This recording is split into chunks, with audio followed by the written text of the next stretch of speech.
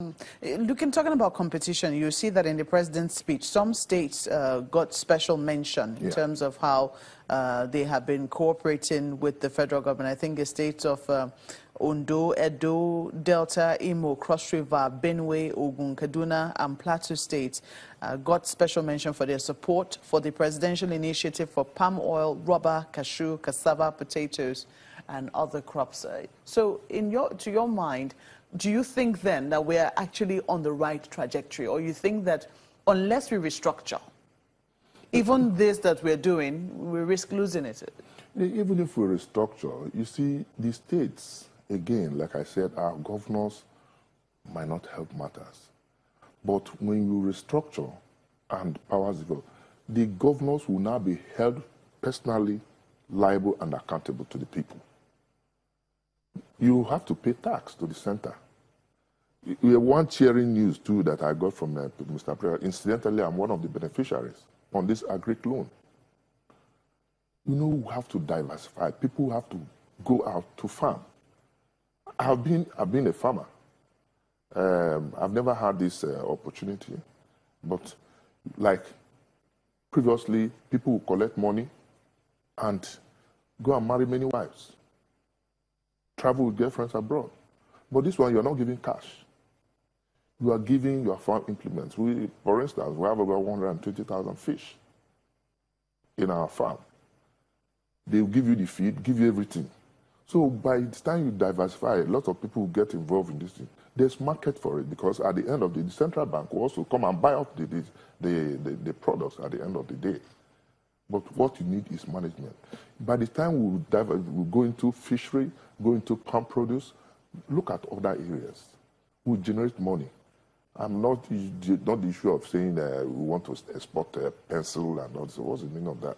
But isn't it shameful that even things as simple as pencil we import? I recall growing up and all the time we had to do, write in primary school. Maybe I didn't even notice that in primary school, but in secondary school where we had to do technical drawing and things like that, you notice that all your pencils, HD or HB, whatever it was, what was actually made in China. Yes. Isn't it a little disgraceful? It's very ridiculous. That's why pencil. That's why we must look inward. If you, like Mr. President mentioned, look at Kebi, Ebonyi. They are diversifying. They are bagging rice.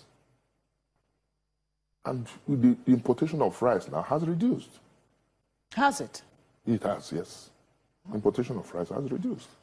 Well, coming from a farmer, I want to be able to take that, but I know that, in the coming days we might be able to. I'm not talking of price, I'm talking of importation. As we move towards 2019, I don't know what versions we will listen to, but for you, what are the lessons? I mean, you listened to Mr. President's speech yesterday. Were you motivated? Will you also say that it increased your pride? We were seeing, different reactions to it. Some people think it was a very good speech. Some think, no, Mr. President, you shouldn't have mentioned certain things in that speech. What was your reading of the speech? That is perception. It talked mainly on economy, politics, security. Which are key areas? The key areas. For our security, I want to use this opportunity to commend our military. They've been doing very well. They are under intense pressure, especially the Chief of Army Staff. He's been doing very well. You see him going to the front. Yesterday, to follow it up, Mr. President also went to Maiduguri to at least boost the morale of the soldiers. That's on security. We have so many fronts we are fighting. We have IPOB, we have Niger Delta, we have the Northeast, we have kidnapping, Fulani herdsmen. So much problem. So it's neither here nor there, but we'll continue to strive. Then on politics, most of the things that generate conflicts in this country is either religion or politics.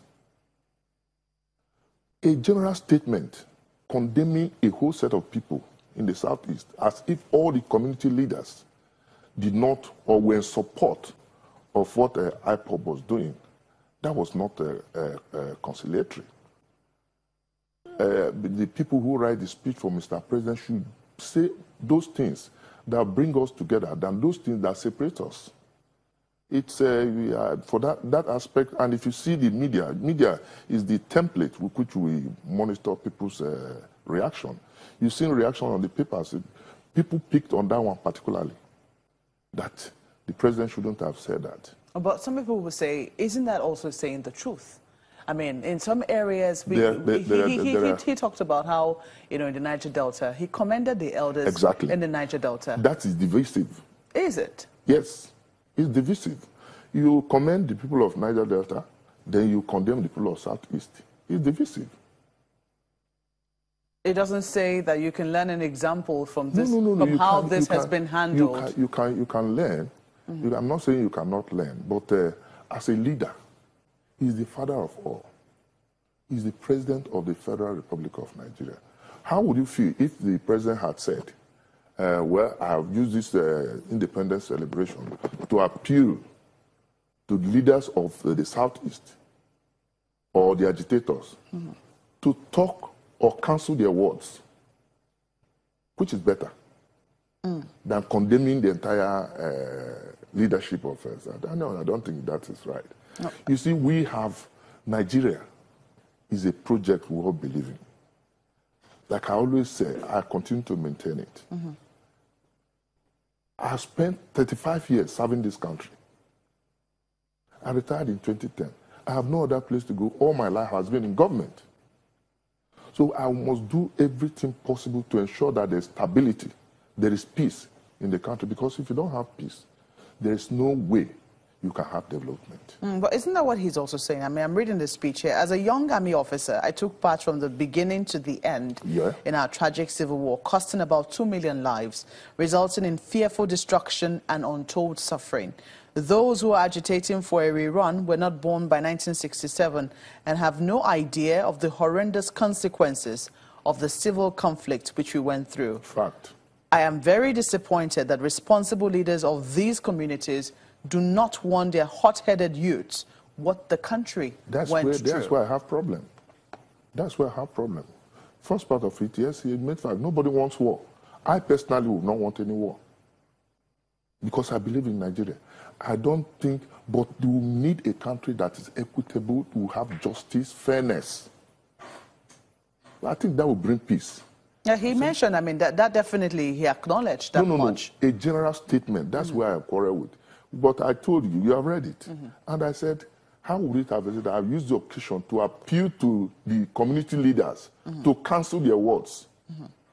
He says, those who were not there should tell those, beg your pardon, those who were there should tell those who were not there the consequences of such folly. Now, you talk about perception. Yes. I mean, the president, isn't he also entitled to his own perception?